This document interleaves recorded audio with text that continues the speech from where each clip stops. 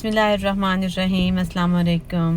कैसे हैं सब? इंशाल्लाह उम्मीद है आप सब लोग खैरियत से होंगे, खुश होंगे, आबाद होंगे और आप लोगों की ईद भी बहुत अच्छी गुजरी होगी। मेरी तरफ से सबको बहुत बहुत ईद मुबारक।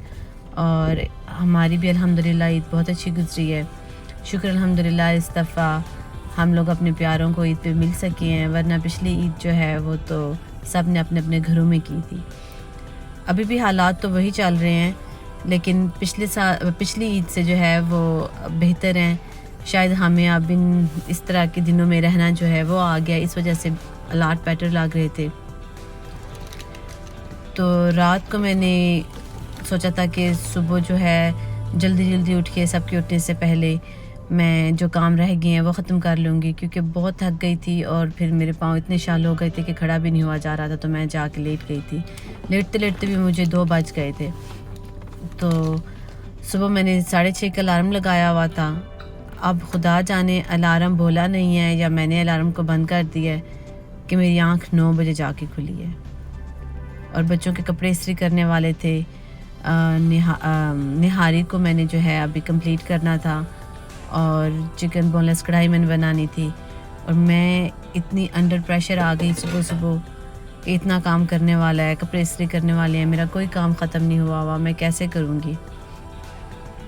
और फिर मैंने ये जो निहारी के ऊपर जिल्ली से आई हुई है, ये मैंने स्ट्रेनर के साथ इसको निकाल दिया था आटा डालने से पहले, और फिर मैंने इसका उतार के जो इसमें आटा डाला था। गोश्त बहुत अच्छा सा गला हुआ था। मैंने सोचा था कि जब इसमें आटा डालूँगी तो इसमें से जो मीट की पीसेस हैं वो निकाल लूँगी, पानी को ड्राई करूँगी क्योंकि पानी का ज़्यादा था। पानी को ड्राई करूँगी और फिर इसमें आटा डालूँगी। हाथ पाँव फूले कि मैं बिल्कुल भूल गई।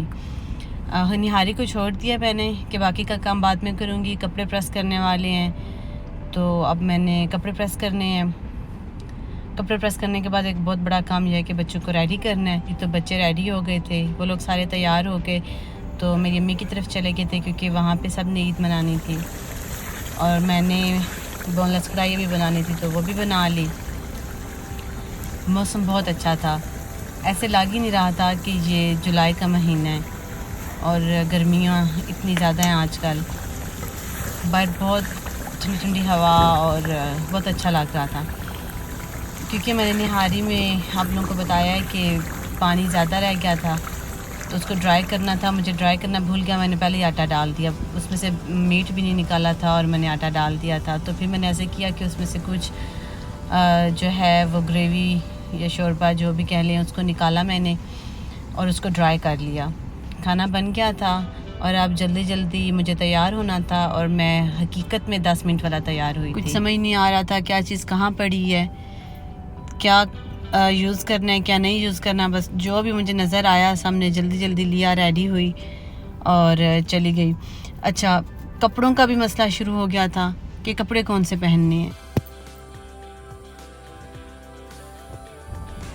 तो मेरे पास ये एक पहले का सूट पड़ा हुआ था, वो निकाला। एक दुपट्टा पड़ा हुआ था, उन दोनों को मैच करके सूट बनाया। जूतों की बारी आई, जूते लेने के लिए गई तो वो चुबारे पे चढ़े हुए थे, वहाँ से उतारना भी एक काम था। पता नहीं रखते हुए मेरे ज़हन में क्यों नहीं आया कि मैं इन्हें उतारूँगी कैसे।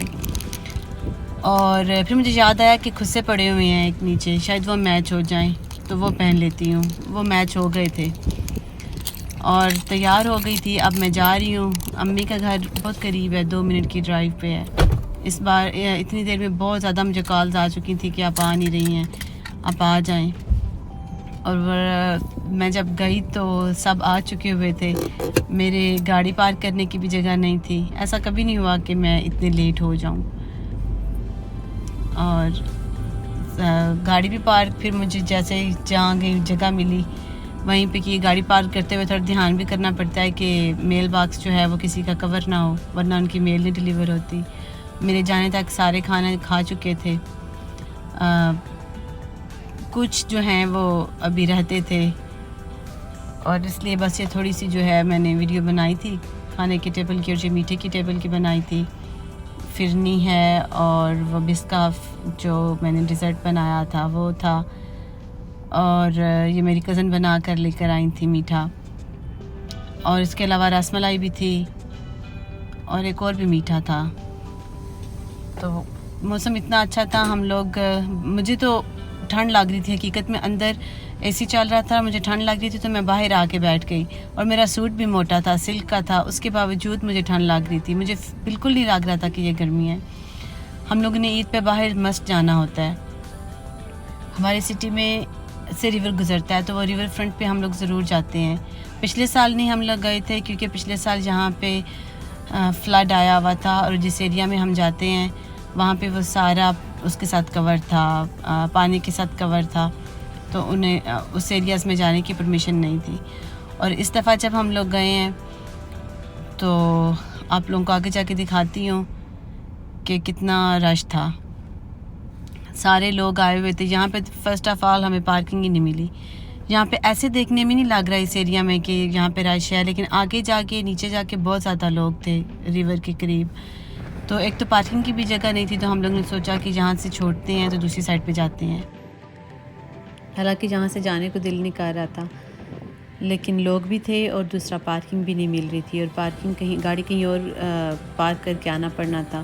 फिर बच्चों के साथ वॉक करके आना जो है वो बहुत हैसल लग रहा था। तो हम लोगों ने सोचा कि चलो जो ये नीचे है तो जो ऊपर वाली जगह है वहाँ चलते हैं।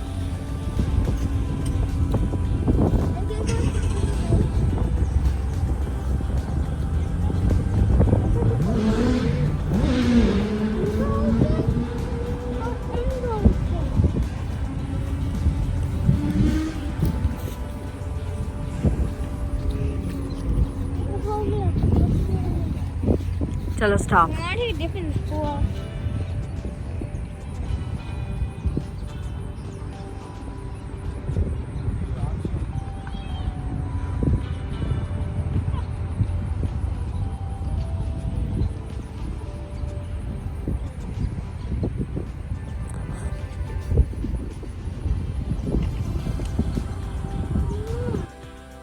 अच्छा, आज ऐसे लग रहा था कि सारे ईद मना रहे हैं।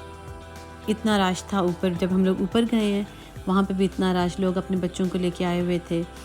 और पार्किंग तो हम लोगों को मिल गई थी, लेकिन फिर मुझे थोड़ा सा डेंजरस लगा कि ऐसे लगा कि पानी बहुत करीब है और बच्चों पे बहुत ध्यान करना पड़ेगा।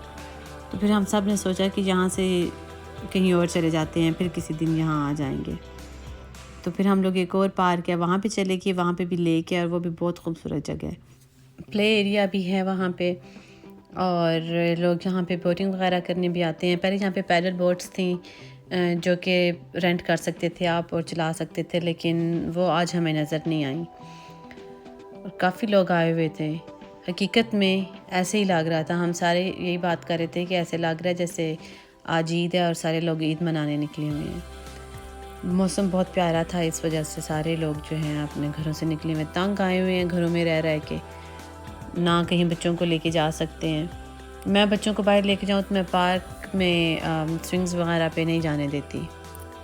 पहले सारे प्ले एरियाज़ बंद थे, स्टेट ने उनको बंद किया हुआ था और वो लगाए हुए थे, वो येलो चीज़ें लगाई हुई थी। लेकिन अब खुल गए हुए हैं। लोग जा रहे थे बच्चों को लेके पार्क, लेकिन मैं जाऊँ बाहर तो मैं पार्क में बच्चों को प्ले एरिया में नहीं जाने देती, just to be unsafe side, कि मुझे डर लगता है थोड़ा कि बेहतर है कि दूर रहें ऐसे एरिया से जहाँ पे ज़्यादा जर्म्स हो सकते हैं। आजकल जितना भी बच्चों को बचा लें उतना ही बेहतर है। तो इस जगह पे हम लोगों ने काफ़ी टाइम स्पेंड किया था। मैंने तो बल्कि ज़्यादा टाइम गाड़ी में स्पेंड किया था। मैं थक बहुत गई थी और मुझे नींद भी बहुत आ रही थी और मुझे दर्द भी टांग में हो रहा था। सो मैंने गाड़ी में बैठ के ज़्यादा इन्जॉय किया था। गाड़ी में से भी इतना प्यारा नज़र आ रहा था सारा कुछ। बाकी सब निकले थे बाहर, उन लोगों ने तस्वीरें वगैरह बनाई थी, बच्चों ने इन्जॉय किया था। डक्स यहाँ पे होती हैं और बच्चों को डक्स का बहुत शौक मतलब होता है कि हमने डक्स देखनी है, डक्स को फ़ीड करना है, लेकिन डक्स को फ़ीड करना अलाउ नहीं था और डक्स आ भी नहीं रही थी, पता नहीं कहाँ छुपी हुई थी। मैं बल्कि दूसरे दिन दोबारा बच्चों को लेके गई थी सिर्फ डक्स दिखाने के लिए, और तब उन्होंने ख़ुद पढ़ लिया था कि जहाँ पे डक्स को खाना अलाउ नहीं है, घर से ब्रेड वगैरह लेके गए थे। जब पढ़ लिया कि खाना अलाउ नहीं है और इतना फ़ाइन होगा, तो फिर आराम से आ गए थे वापस टाइम स्पेंड करके।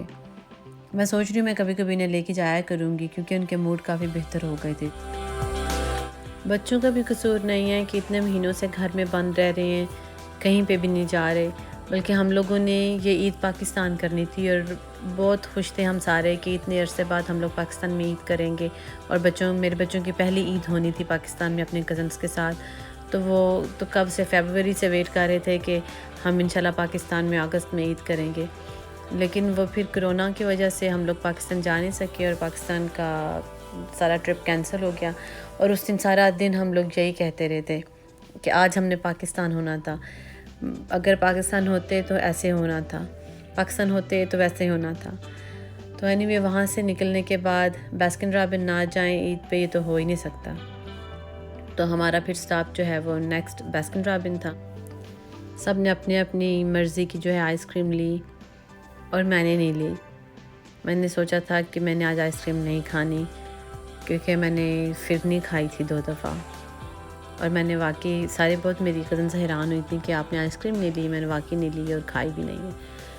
और घर वापस जा रहे हैं आप, इतनी नींद आ रही थी, मेरा दिल कर रहा था मैं घर जाते ही सो जाऊँ।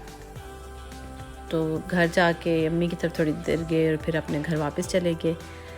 तो घर में बच्चों के लिए एक और चीज़ वेट कर रही थी।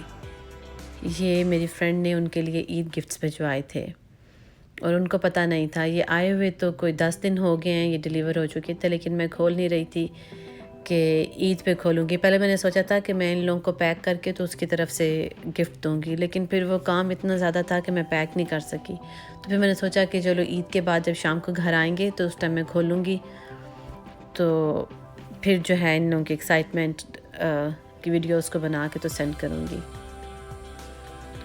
अब यहाँ पे ये सारे अपनी अपनी चीज़ें देख रहे हैं। बच्चे इतने खुश हुए थे।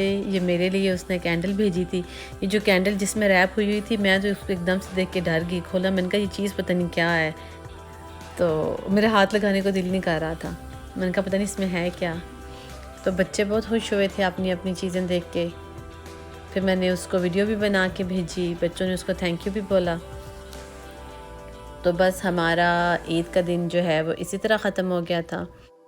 अल्हम्दुलिल्लाह ईद बहुत अच्छी गुजरी थी और मैंने उन सब लोगों के लिए दुआ की थी जिनके लव्ड वंस जो हैं वो कोरोना की वजह से या एयर क्रैश की वजह से या किसी और वजह से उनसे बिछड़ गए हैं। मैंने उन सब लोगों को दिल में याद रखा था और उनके लिए दुआ की थी कि अल्लाह ताला उनके सब्र दें और उनकी ईद को भी अच्छा करें। ईद तो अल्लाह ताला का एक तोहफ़ा होता है जो हमने मनाना होता है, जिसको हम ये नहीं कह सकते कि नहीं जी हम ईद नहीं मना रहे।